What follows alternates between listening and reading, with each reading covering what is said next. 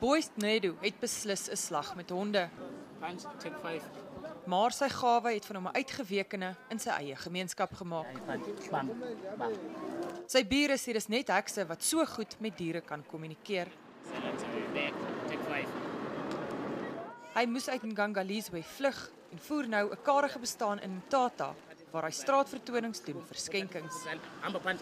Sanefu fusel. Cut the punch. Lisa, come. Punch. Punch.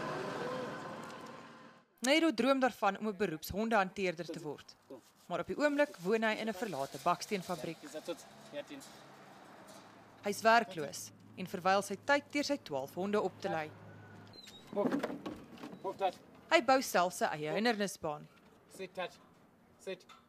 Hulle kan versteekte voorwerpe vind en Nedu hoop sy ondervinding gaan hom help om eendag polisiehonde op te lei.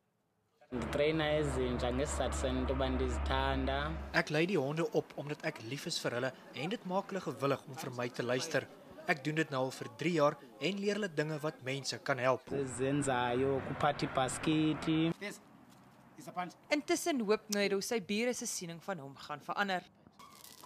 Hy wens hy kon teruggaan na Ngangalizwe, sodat hy die honde in sy gemeenskap kan leer om nie meer die hoenders dood te byt nie.